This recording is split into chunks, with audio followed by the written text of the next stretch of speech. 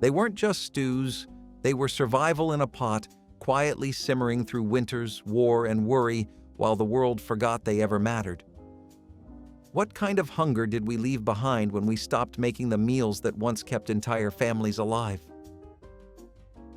Potato peeling stew was the kind of dish born from a kitchen where nothing could be thrown away, not even the skins.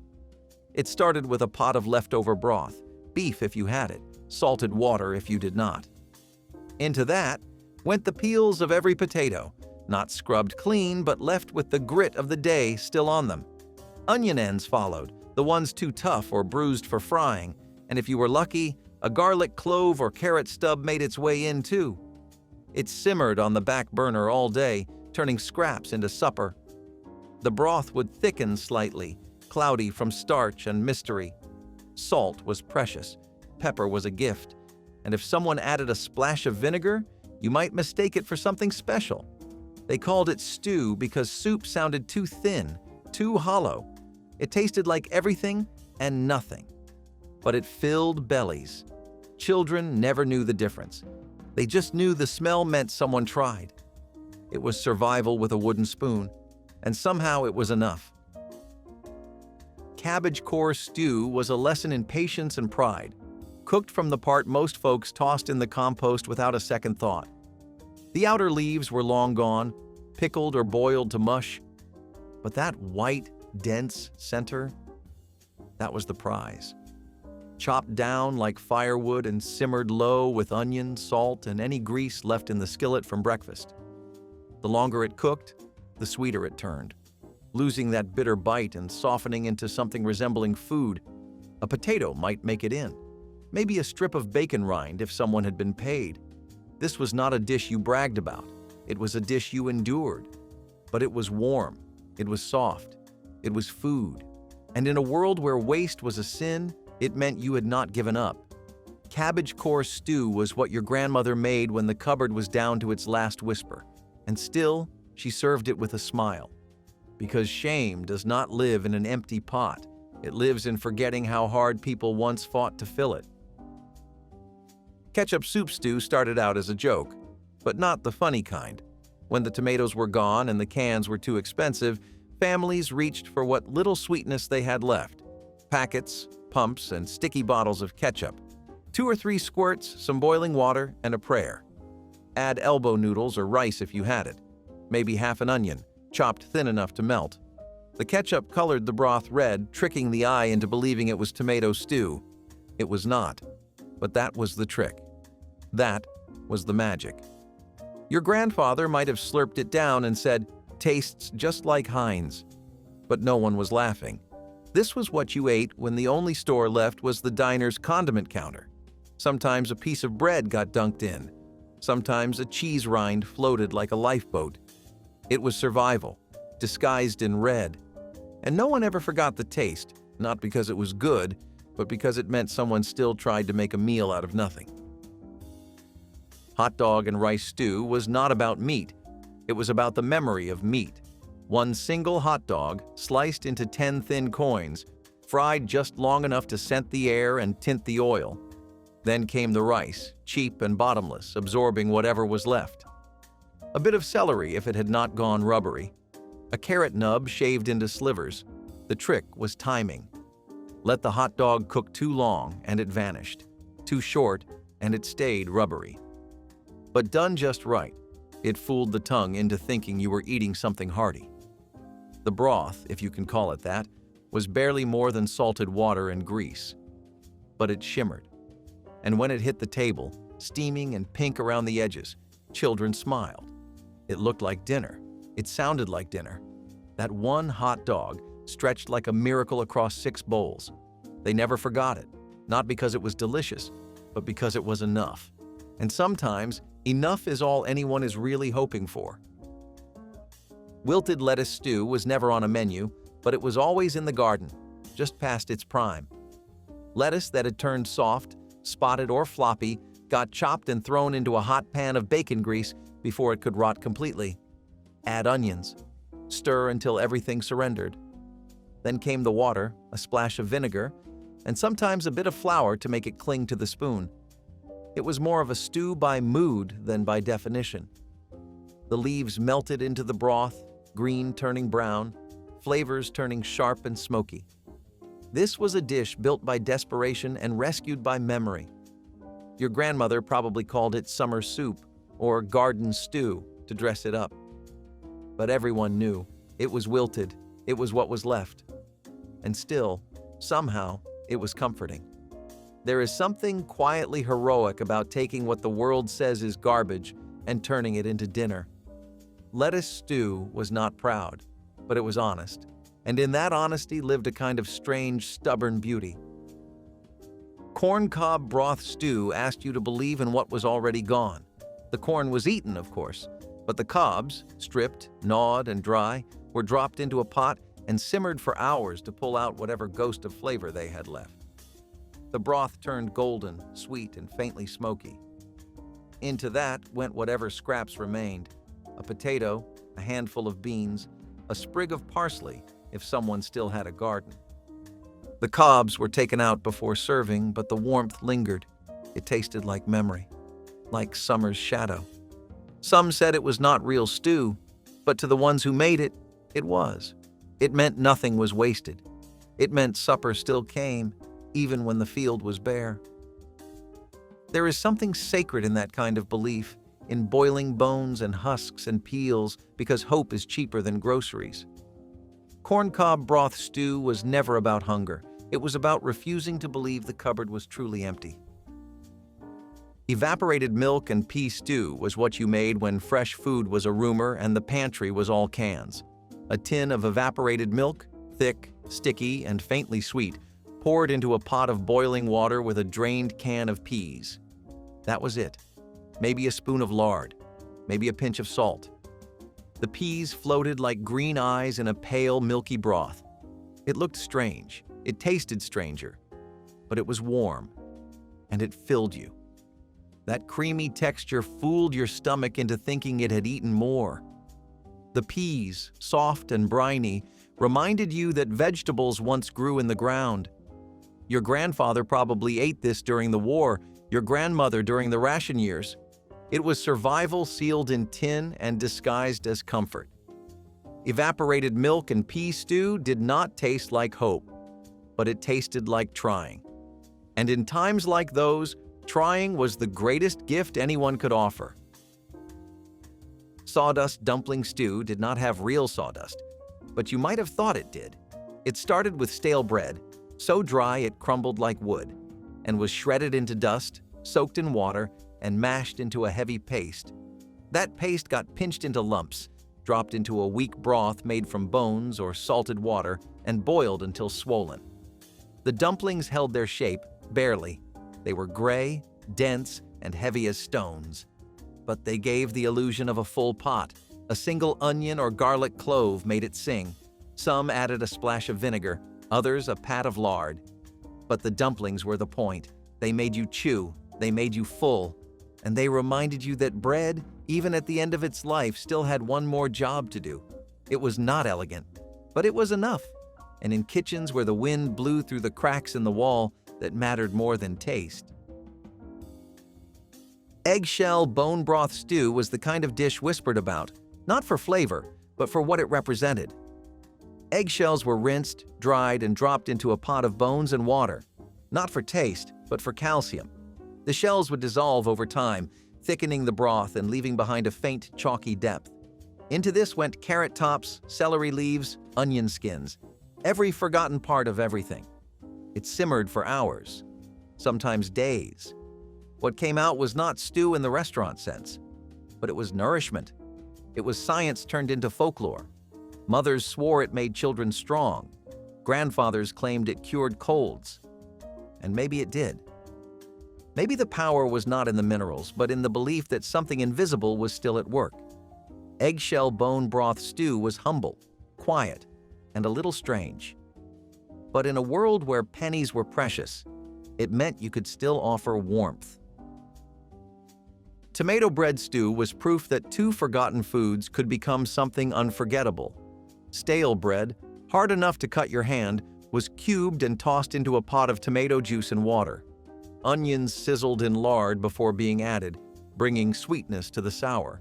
The bread soaked, softened, and dissolved just enough to create a thick, almost porridge-like stew. It was crimson and steaming. The smell was tangy and sharp. Some called it kitchen mop stew behind closed doors. But when it hit the bowl, it looked like something out of Italy. Poor man's panzanella. Depression gazpacho. The names changed. The need stayed the same. It filled stomachs with warmth. It taught children to chew slowly.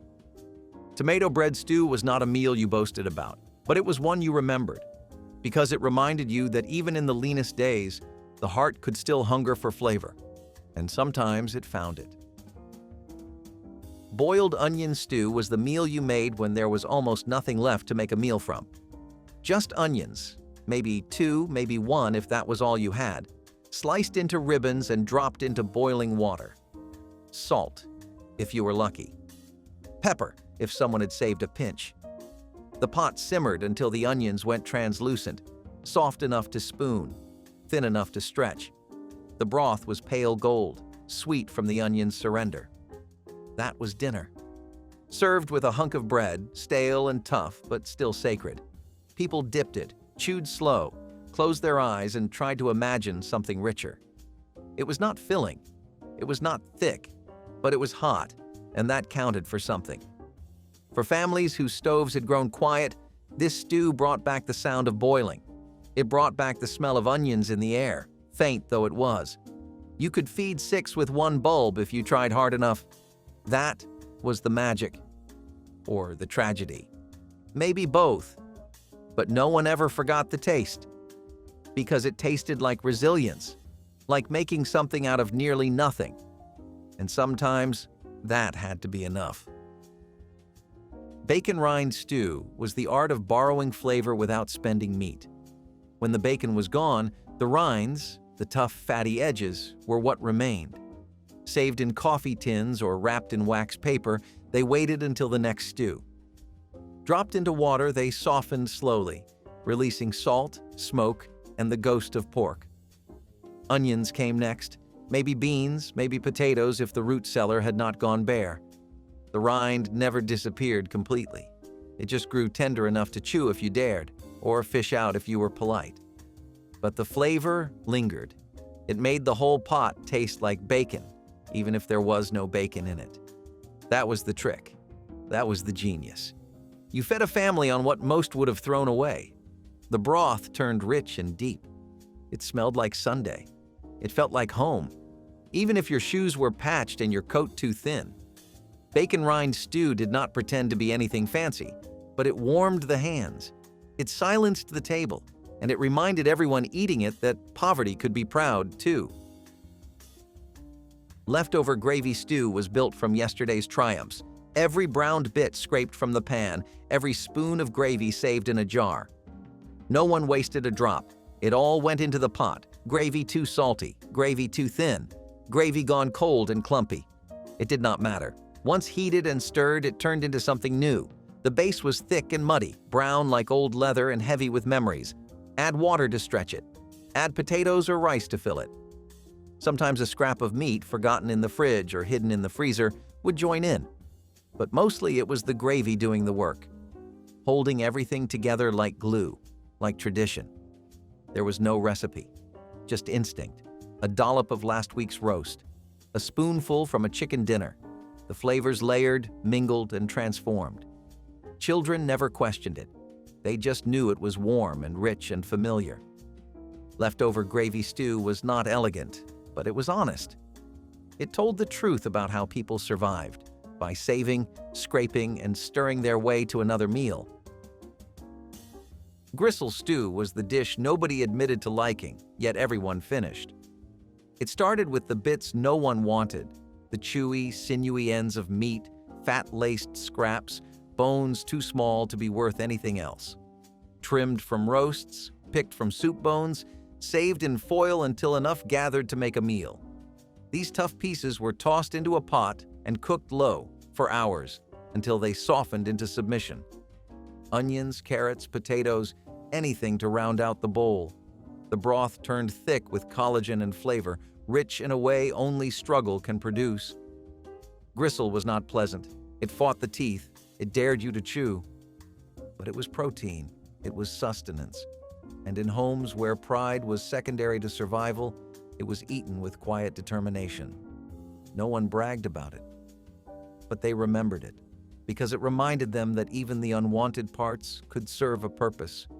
Gristle stew was not about indulgence. It was about not letting go of anything with value, even if that value was hidden deep in the chew. Pickle juice and potato stew was sharp, salty, and oddly refreshing, especially when nothing else was left in the pantry. When the pickles were gone, the jar of greenish brine stayed in the icebox like a dare. Eventually, someone took it. They poured it into a pot with water and potatoes, maybe a sliver of onion, and brought it to a boil. The result was something between soup and briny broth. Tangy, a little sour, but warm. The potatoes absorbed the pickle flavor, softening into something unexpected. It felt almost Eastern European, though no one called it that. They just called it, "What's for dinner?" If there was a hot dog end, it went in. If not, salt and vinegar did the job. Some added a splash of cream to mellow it. Others embraced the bite. It puckered your mouth. It warmed your chest. And it used every last drop from a jar most folks would have thrown away. Pickle juice and potato stew was a testament to the creativity of hunger and the strange comfort found in the sting of salt and sour. Apple core pork stew sounded like a contradiction, but it worked better than you'd think. The cores, sticky, pitted, fibrous, weren't meant for pies, but for pots.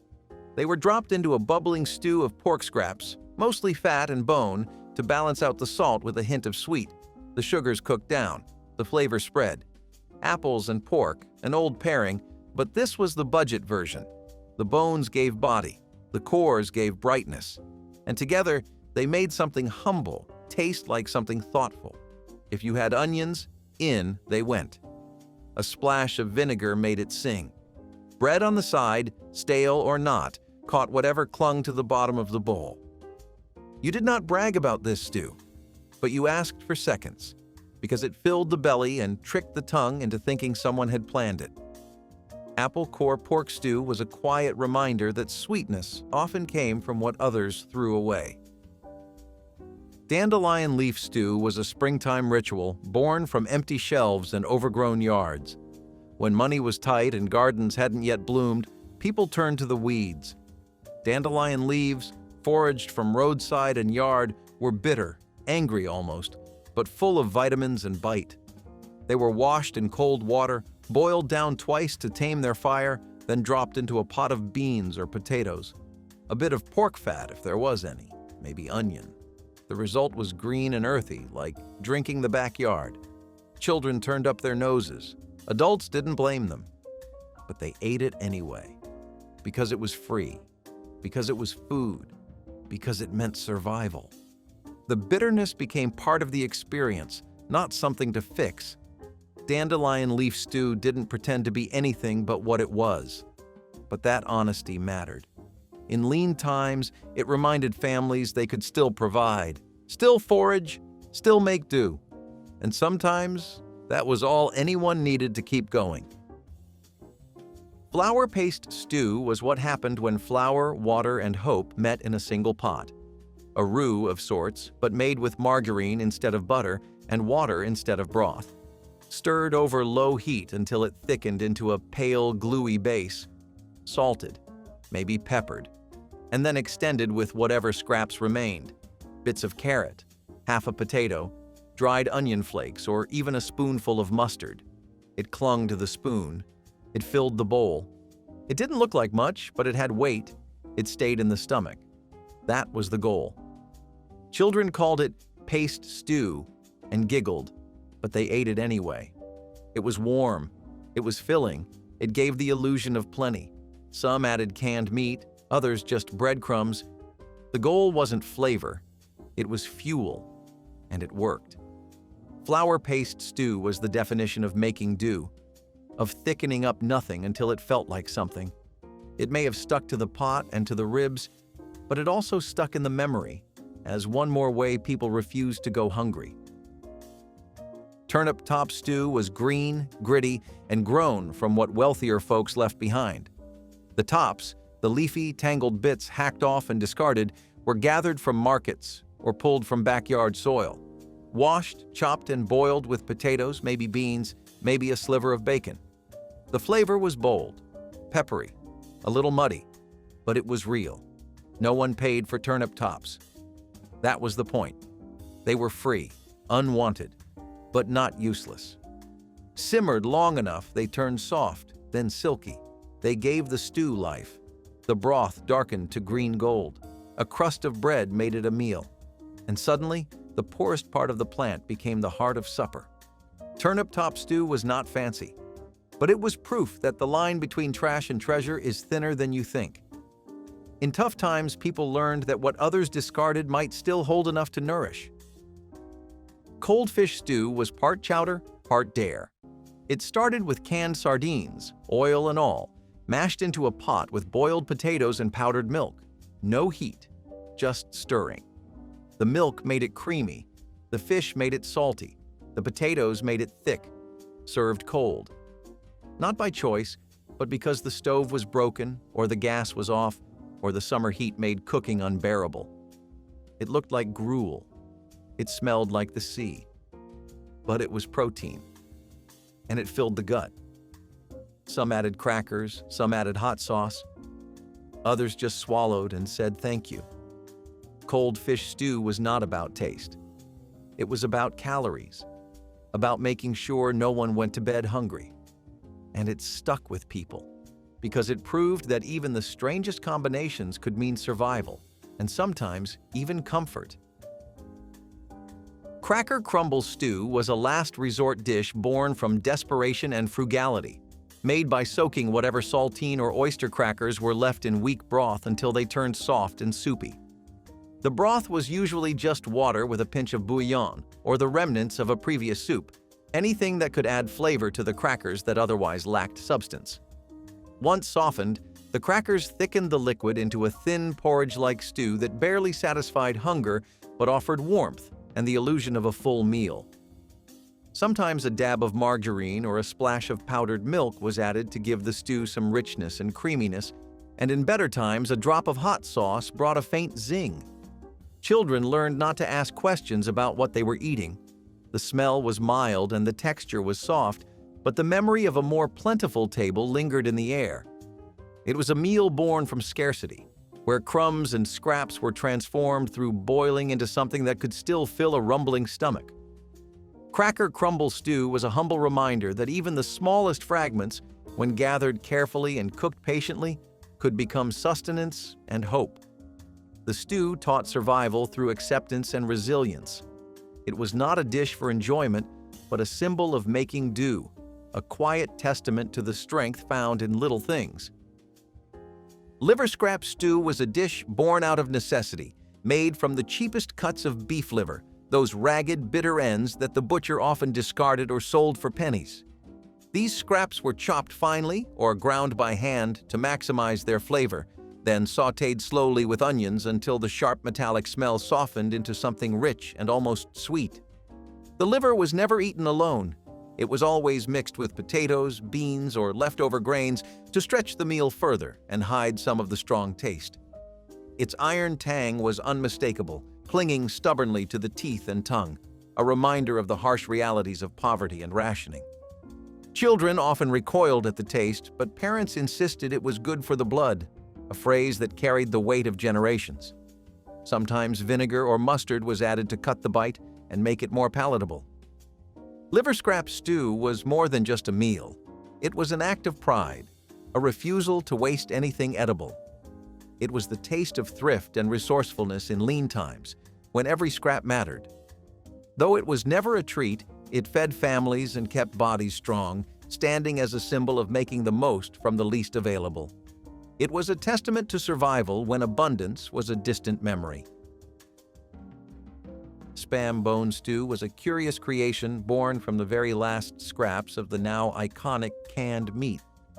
After the meat itself had been sliced and eaten, The jelly-like gel that settled at the bottom of the tin was carefully scraped out and boiled with water to create a rich, salty broth. This gelatinous residue was mostly fat, flavor, and mystery, but it formed the base for a stew that could be stretched with dried noodles, beans, or potatoes to create a full meal. The saltiness was overpowering, but the richness was comforting, especially on cold nights when warmth was as important as nourishment. Spam bone stew was an exercise in imagination and thrift, turning leftovers into sustenance. It was a humble reminder that even what seemed like scraps could feed a family and provide comfort. It spoke to the ingenuity of cooks who could coax flavor and fullness from the barest essentials. This stew was not about luxury or taste, but about survival and the quiet dignity of making something from nothing. Boiled radish stew was a sharp, bitter concoction that few sought out by choice, but many depended on when fresh vegetables were scarce. Radishes, usually sliced thin for salads, took on a new role when gardens failed or stores ran empty. They were chopped roughly and boiled until soft, releasing a pungent, peppery aroma that filled the kitchen and lingered in the mouth. The broth turned a dull, pinkish gray, with floating chunks that reminded eaters of the tough times they endured. Sometimes a bit of oil or vinegar was added for complexity, but the stew remained a blunt, honest dish, one that made no apologies for its austerity. Eating boiled radish stew was a lesson in endurance and acceptance, a reminder that survival meant eating what was available, no matter how unappetizing. It was a dish of necessity and stubbornness, of making the best of what little was left. The memory of its taste carried a strange pride, as if simply having it on the table was proof that nothing had been lost completely. Sweet corn silk stew sounds like a dish from a dream, but in reality it was a product of ingenuity born from scarcity. After the kernels were stripped from the cob, the delicate silky threads were saved instead of discarded. These threads, often dried or steeped in water, were used to add body and a subtle sweetness to broths and stews when real corn was scarce. It was never a dish of plenty, but it was always a dish of hope. Sweet corn silk stew was a quiet reminder that every part of a plant had value, especially when food was precious.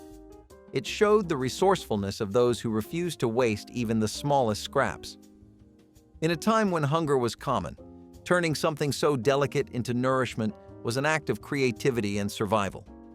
It connected generations to the land and to memories of abundance now lost, but never forgotten. Mustard water stew was made by scraping out the last dribble of flavor left in a nearly empty jar of mustard and mixing it into a simple broth. This thin, sharp liquid was stretched with inexpensive fillers like noodles or barley, turning an otherwise bland pot into something with bite and character. Mustard was a rare and precious condiment in hard times, and not a drop was wasted. The stew's tangy, slightly spicy taste lifted the plain starches, making every mouthful feel a little richer than it truly was. Families would carefully save the remnants of their mustard jars, knowing that when combined with water and fillers, it could transform simple ingredients into a meal that almost felt indulgent. It was a quiet rebellion against blandness and hunger, a way to make scarcity feel less like loss and more like resourcefulness. This stew reminds us how small touches of flavor can evoke warmth and comfort, even when the cupboard is nearly bare. It was a meal that whispered stories of survival with dignity in the face of relentless hardship. Sour milk stew was made by repurposing curdled milk, a staple for many families when fresh dairy was scarce or spoiled. The tangy, slightly sour milk became the base of the stew, adding richness and a sharp flavor that masked the blandness of starchy fillers like rice or potatoes. Instead of wasting spoiled milk, which was often unavoidable in days before refrigeration, families learned to transform it into a nourishing dish. The milk's acidity helped break down the starches, making the stew creamy and thick, while its sharpness added complexity. This stew was humble and practical, reflecting the daily reality of making do with what was at hand. It sustained families through lean times by turning what others might discard into something edible and even comforting. Sour milk stew was more than just a meal. It was a lesson in resilience and adaptation. The stew carried a bitter sweetness, a reminder of scarcity, but also of the ingenuity that hunger inspires. It was a dish that kept bellies full and spirits stubbornly alive, proving that even the humblest ingredients could nurture hope in the darkest moments. Macaroni and molasses stew was an unusual but beloved dish where the natural sweetness of molasses masked the blandness of overcooked pasta. In hard times, when fresh food was limited and sugar scarce, molasses became the sweetener of choice for many families. The stew combined soft, mushy macaroni with a dark, sticky syrup that gave the dish unexpected warmth and flavor. Macaroni and molasses stew was often served as a meal for children, comforting and filling despite its humble ingredients. The sweetness made hunger easier to bear, transforming simple carbs into a treat in lean times. This stew stands as a testament to how families found joy in small pleasures and made memories from the simplest combinations. It was a culinary oddity that carried a deeper story of endurance and hope flavored with molasses and grit. Just enough fat back rendered down to release its salty, smoky richness was the secret to bringing life to a pot of old beans and bitter greens. Fatback was a poor man's treasure, usually reserved for flavoring rather than eating on its own. When times were hard, nothing was wasted. The fat was chopped into small pieces and simmered slowly in the bottom of the stew pot, melting into a warm, greasy pool that soaked into the dry beans. The bitter greens, often dandelion or kale, were boiled separately and then mixed in. Their sharpness was tempered by the fat's deep, porky taste, while the beans absorbed everything, becoming soft and savory. It was a stew made from scraps and leftovers, but it was hearty and satisfying enough to stretch a meal for a family, especially when meat was scarce or completely absent. Those who ate it knew hunger well, but also the stubborn joy of making something nourishing from next to nothing. It was a meal that carried the weight of hard times but offered a small, stubborn spark of warmth in the coldest days. Ashpan stew earned its name not because it contained actual ashes, but because it was made from the bottom-of-the-barrel ingredients gathered at the last minute when no other food remained. This stew was the final act of desperation, created from whatever scraps could be found scattered in the kitchen. It might include dried-out bits of bread, the last few wilted vegetables, tiny pieces of leftover meat, or even the tough ends of roots and tubers usually discarded. Ashpan stew was often thin and gritty, barely more than a broth with floating fragments, but it was eaten with grim determination. It was the meal of last resort when hunger overshadowed pride. Despite its humble, almost shameful origins, the stew was a lifeline, a symbol of survival when all else had failed. It embodied the harsh reality of poverty and the fierce will to keep going, no matter how meager the meal. Ashpan stew was not forgotten because it was forgotten with shame, but because it was a story of endurance hidden beneath layers of dust and time. Pressed duck, a French-inspired masterpiece, is just as complex as it sounds. The dish involves cooking a duck and then using a special press to extract the blood and juices, which are then used to create a rich, flavorful sauce. You heard that right? A sauce made out of blood and bone marrow. Now, before you wrinkle your nose, this dish was a showstopper at French restaurants back in the day, and its unique taste spoke for itself. The complex dish was a specialty of Rouen, and its creation was attributed to an innkeeper from the city of Duclair. It's also known as canard à la presse, and is a specialty of the Tour d'Argent restaurant in Paris. Cooking pressed duck isn't a job for the weak and requires special time and effort, which is exactly why it has become a rare dinner time on our tables now. And then, of course, not everyone has a knack for eating a sauce made out of bone marrow. Galantine of chicken is a testament to the elaborate artistry of classical French cuisine, popularized in the 17th century. It involves a meticulous process where a whole chicken is deboned and stuffed with a seasoned mix of ground meat, fats, and spices, including luxurious touches like pistachios and truffles. The chicken is then encased back within its skin, poached in a flavorful stock and set to cool, often in the gelatin-rich cooking liquid, to form a jelly. Decorated with artistic slices of vegetables, herbs, or edible flowers and coated in a glistening aspic, galantine is served cold, making it a striking centerpiece for buffets and banquets. This dish not only showcases the culinary craftsmanship of detailed butchery and seasoning, but also the aesthetic presentation. Venison stew is a hearty, outdoorsy classic that transforms lean game meat into a warm, comforting meal. Imagine tender chunks of venison simmered in a savory, rich broth alongside carrots, potatoes, onions, and a blend of earthy herbs. Venison's natural, slightly sweet flavor shines in this dish, complemented beautifully by a splash of red wine or dark beer for extra depth. And here's the best part. Venison stew is for the adventurers, the hunters, or anyone wanting to shake up their winter dinner routine with something special. Venison isn't your everyday meat. It's low in fat but packed with protein, making it a perfect choice if you want a hearty meal that won't weigh you down. The key to a great venison stew? Letting it cook low and slow to bring out the meat's tender, luxurious texture. Fun fact: in medieval Europe, venison was so prized that only the nobility could legally hunt it, so this stew comes with a touch of gourmet history. Toss in a few juniper berries or bay leaves for a rustic, woodsy note, and don't forget a crusty baguette to soak up every last drop of that rich, flavorful broth.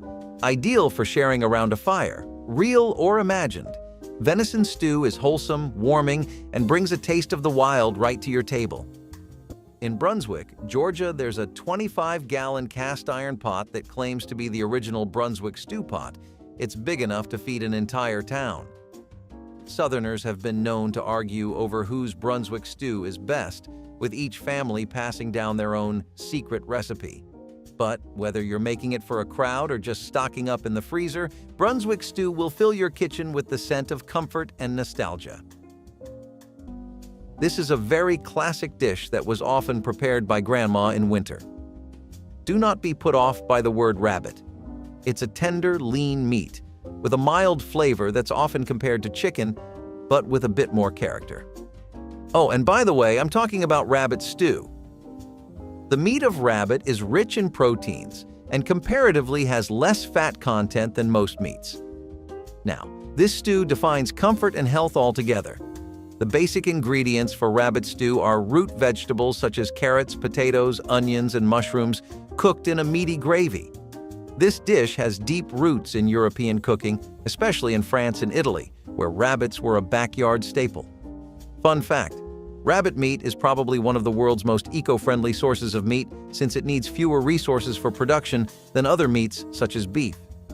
To get the best out of your rabbit stew, cook it low and slow, letting the meat fall off the bone and infuse the broth with a rich, gamey flavor. If you're feeling adventurous, pour a few spoonfuls of red wine into the pot, or spice it up with a few twirls of thyme and rosemary. Accompany it with a crusty loaf of bread for the bread-dipping accompaniment, and you've got yourself a stew that's comforting, tangy, and a tad exotic, a real winter favorite that needs a revival. Sole meunière is an exemplary dish that highlights the inherent flavors of its primary ingredient through a simple yet precise preparation method. This dish involves a sole fillet, lightly dusted with flour, then pan-fried in butter to a perfect golden brown. After cooking, the fillet is enhanced with a sauce of the pan's browned butter, fresh lemon juice, and chopped parsley, drizzled over the fish to amplify its delicate, sweet taste. The freshness and quality of the sole are crucial. Ideally, the fish is prepared soon after being caught, underscoring the importance of ingredient freshness in French culinary arts. The preparation focuses on preserving the fish's natural flavors, complemented subtly by the nutty browned butter and the bright lemon juice. Choosing sole, a flat fish valued for its fine texture and mild flavor, is vital as it cooks quickly and uniformly, making sole meunière a revered dish for its elegant simplicity. Mulligan stew is typically a leftover dish, and indeed, it is the definition of throwing together everything except for the kitchen sink. It has its roots in the Great Depression when individuals combined all sorts of commodities that were edible in a pot: meat, vegetables, beans, pasta, and anything that could be imagined. Thus, no two Mulligan stews are the same. It is one of the most versatile, or rather, one of the most lenient, dishes to prepare. Mulligan stew is based on what is known as the hobo stew, in which you subject various ingredients to uncertain fates that result in an amazing stew. The factor that makes Mulligan stew stand out is the fact that it is one of the cheapest meals that can be prepared. Got leftover beef? Toss it in. An extra can of beans? Throw it in too. This consists of potatoes, carrots, onions, tomatoes, some appetizers, and whatever remains in the kitchen. In the Great Depression, massive quantities of Mulligan stew would be cooked in large batches and everyone would bring something to the kettle. This sharing and utilization of every little component is the essence of Mulligan stew. Oh, no preparations here, simply use your creativity. To give it a boost, season with a hint of Worcestershire, or alternatively, season with a pinch of paprika. So the next time you find your fridge is almost empty, then maybe it is time to bring out the Depression-era chef in you and try out Mulligan stew. It is the stew equivalent of the Mystery Box Challenge and will surely warm you. One of the most widespread hacks that got around like wildfire in the USA was the idea of speeding up the process of caramelizing onions by adding in some baking soda.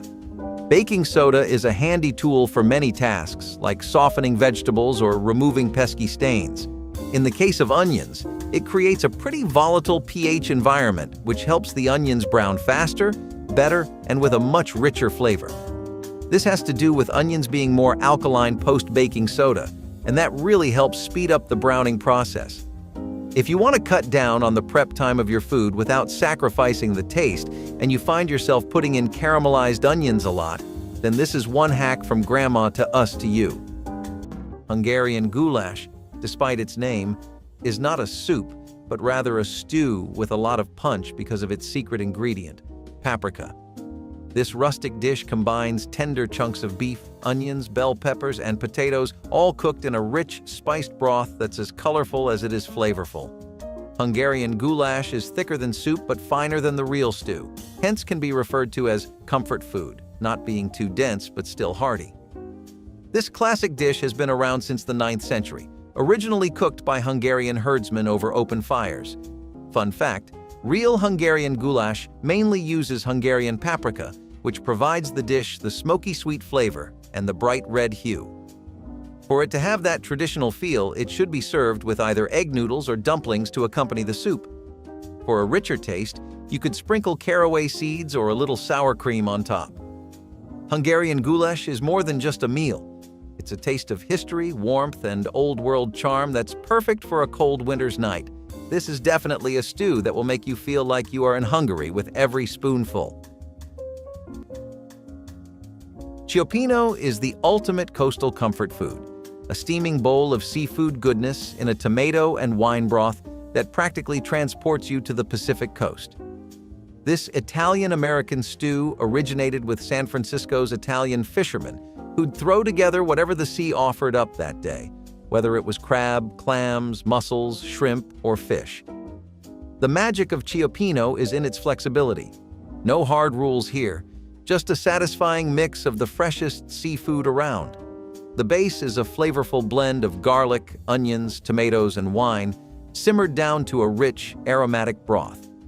Add in a touch of fennel for sweetness, a sprinkle of fresh basil, and some red pepper flakes for heat, and let each piece of seafood cook just until tender.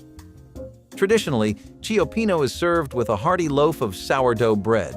After all, no one wants to leave even a drop of that amazing broth behind. And here's a little fun fact for you. The name Cioppino comes from the Italian word ciupan, which means little soup, though there's nothing little about the big, bold flavors in this dish. One spoonful, and you'll feel like you're catching a salty ocean breeze right off the San Francisco docks. Perfect for seafood lovers or anyone wanting to wow with a new recipe, this stew will steal the spotlight. Pair it with a crisp glass of white wine to complete the experience and savor a taste of the California coast. No travel required. Lamb shank and barley soup is another winter favorite that seems to have disappeared from our modern menus. Think fall-off-the-bone lamb shanks simmered in a flavorful broth with barley, fresh vegetables, and aromatic herbs. Barley added a nutty texture and made the soup even more filling. Sounds pretty good, right? Well, this soup was all the rave back in the day. Also known as the Scotch broth, it originated in Scotland in the early 19th century and made its way around to other countries in Europe. This soup was perfect for cold days as it wasn't only comforting and delicious, but was also packed with nutrients. Since it was light on the pocket, the lamb shank and barley soup were prepared in large batches and enjoyed by families for several days. It had a long shelf life too. What more could anyone want? With the rise of pre-packed and instant soups, this labor-intensive meal has fallen out of flavor. But if you're ever craving this winter meal, there are millions of recipes all over the internet. Pepper pot stew is also known as the soup that won the war and has lots of spice, history, and tradition as well. Its origins were in the Caribbean, but it was embraced by African, Native, and Creole chefs who came to Philadelphia during the Revolution. It is stated that due to pepper pot stew, George Washington's soldiers were able to survive the winter they had ahead of them, which makes this dish a part of legends in American cooking. Tripe-based with hefty vegetables and hot peppers as the main ingredient, pepper pot stew is still spicy and peppery even to this date. This stew is hearty and comforting and really has a full range of flavor profiles with deep, meaty tones complemented by the freshness of hot peppers. Allspice or thyme will give the stew warmth, while potatoes and dumplings make the stew richer and ensure that every drop of the broth is consumed. This food was originally sold on the streets of Philadelphia in the 1800s as pepper pot stew, cooked in steaming carts. It became so popular that even the city of Philadelphia earned the nickname of Pepper Pot City. While tripe is not as typical in contemporary renditions, this is a well-liked and distinctive dish. Give it a go to add some historic touch to the winter meals. Pepper pot stew is not just a meal, it is history, put into a bowl, garnished with spices that will give your tongue a good telling off.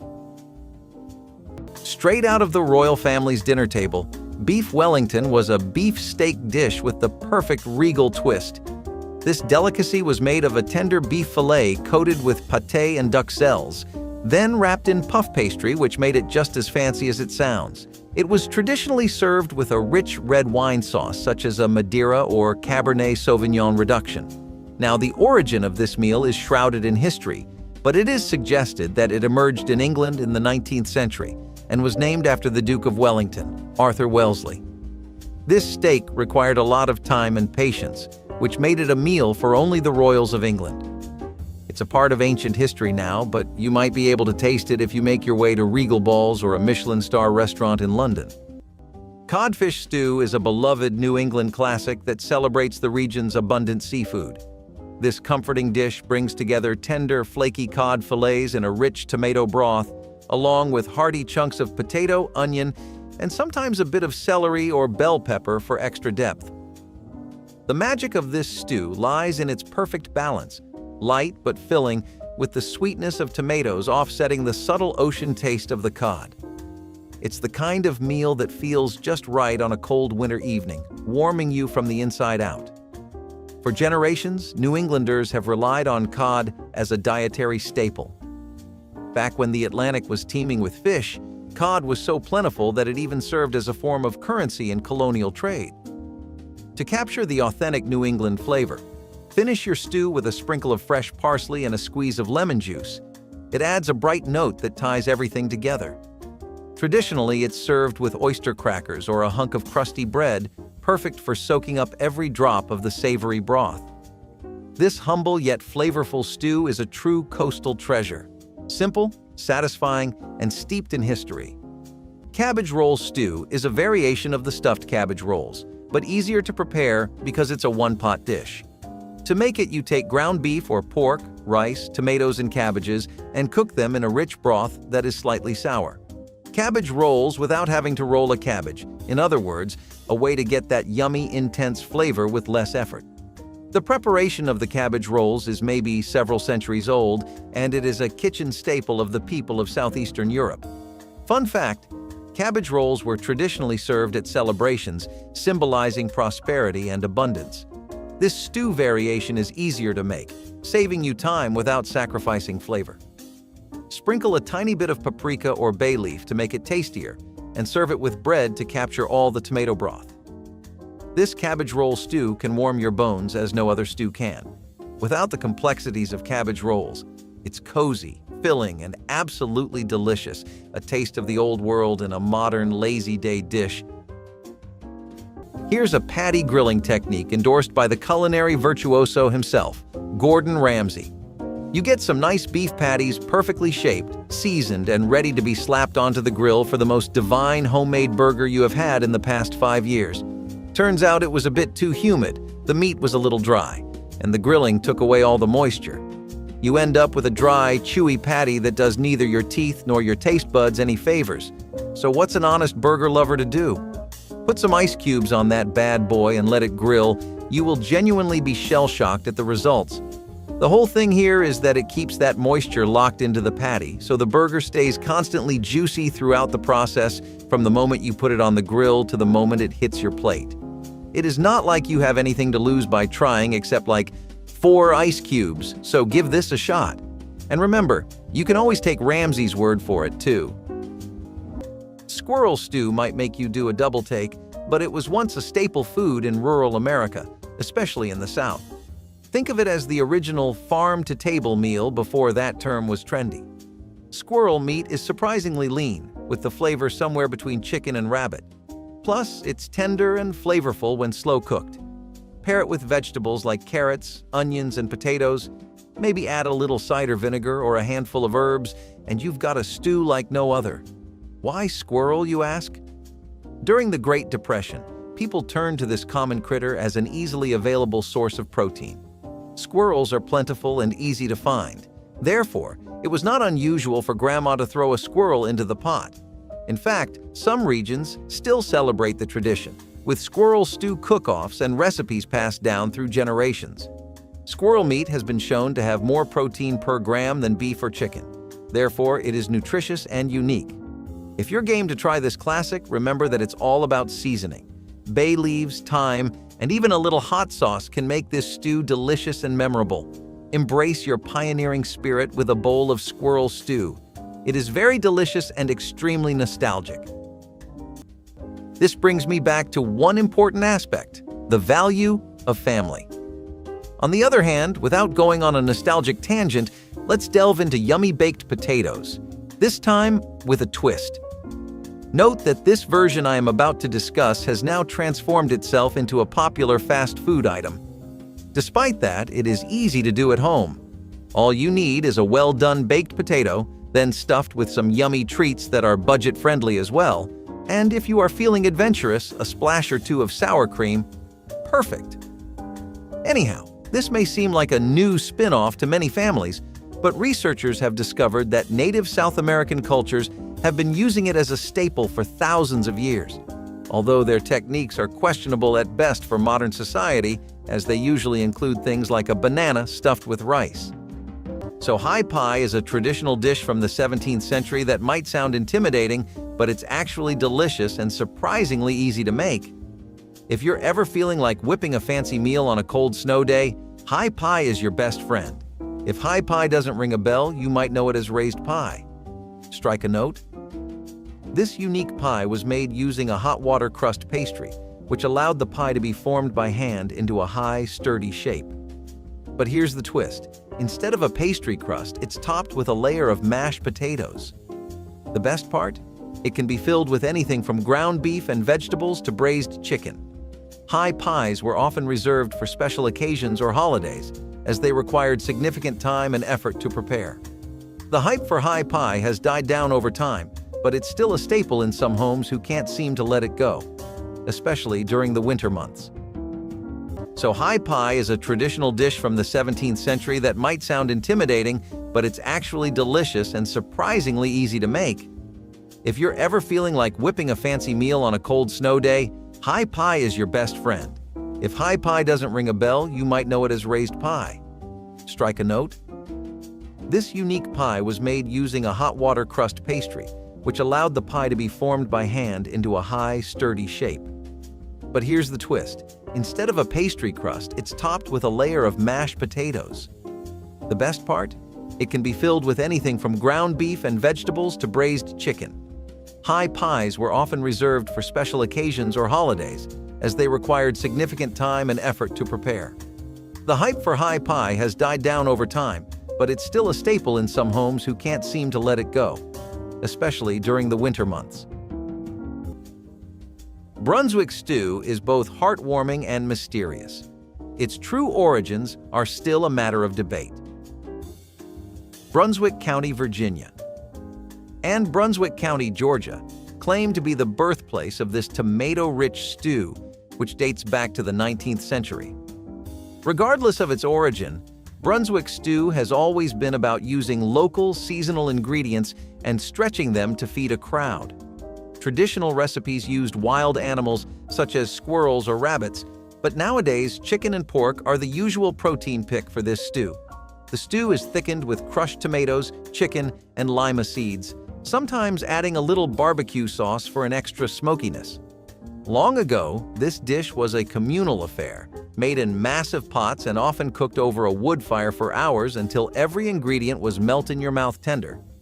In Brunswick, Georgia, there's a 25-gallon cast-iron pot that claims to be the original Brunswick stew pot. It's big enough to feed an entire town. Southerners have been known to argue over whose Brunswick stew is best, with each family passing down their own secret recipe. But whether you're making it for a crowd or just stocking up in the freezer, Brunswick stew will fill your kitchen with the scent of comfort and nostalgia. The best homemade meal, in my opinion, was lasagna. Nowadays, people enjoy this dish on laid-back Saturday afternoons. And to be honest, I agree. Leave it in the oven for an hour, and a cheesy-filled indulgence is born. These components include the basic kitchen must-haves, layers of lasagna sheets, pasta sauce, and some cheese, of course. It has met those expectations of the history books as well. Did you know that its origins are implanted in the backstories of ancient Greece? Yes, you heard me right. This was not an original Italian cuisine. Nevertheless, many dispute that the first record of such a recipe being written down dates back to Naples during the Middle Ages. But wherever it started, it's now seen as a go-to dish in any household, no matter the country. Grandma's curried sausages, a nostalgic winter favorite, have largely disappeared from modern dining tables. This dish featured sausages cooked in a mildly spiced curry sauce, often made with onions, apples, and a touch of cream. The combination of savory sausages and the sweet, spicy sauce made it a comforting and flavorful meal.